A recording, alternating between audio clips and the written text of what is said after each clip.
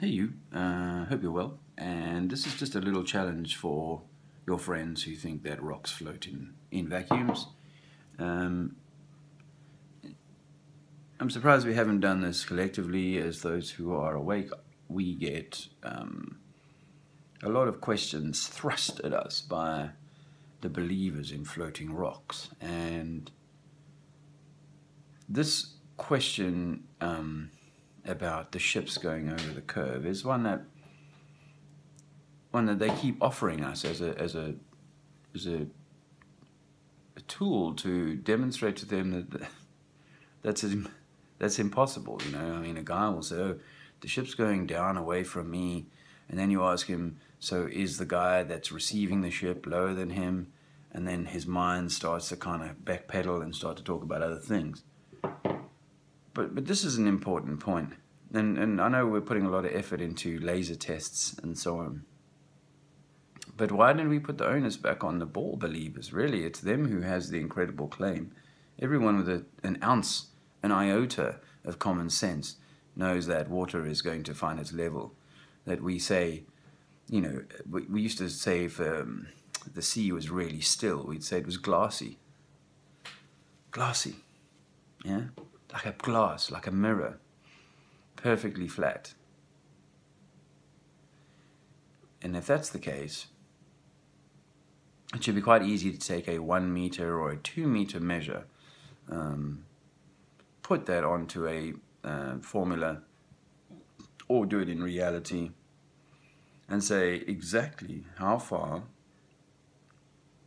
a ship should travel before a 2 meter flag or a 2 meter hull or funnel or whatever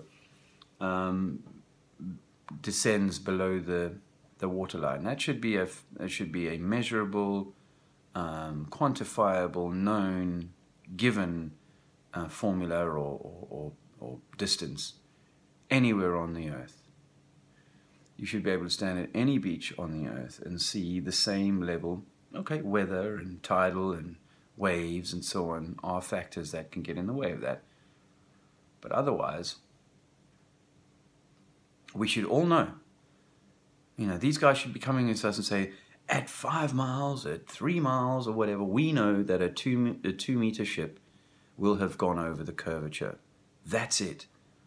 We keep telling them to pick up their cameras and zoom in on the ship that's gone and so on. Fine, but where's the numbers? Where's the math? Where's the formula that says this is the distance that a 2 meter ship must be below the water's edge? If you can see it after 2 meters, we've got, after that distance, we have a problem.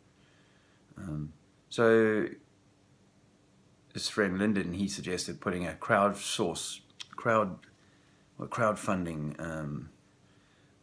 you know, £1 from everybody to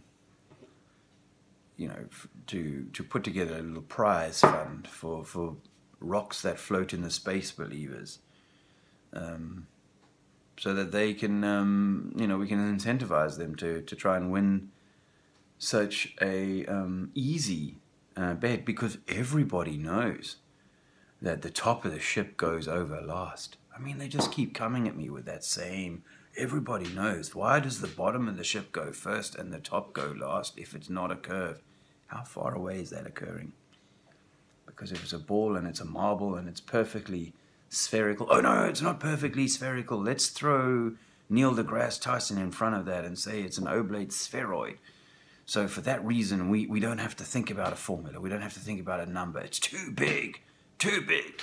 You haven't been to university for enough years to know how big it is and to know how hard the maths is to work out how far away a ship should be that is 2 meters high before it is completely descended below the ball.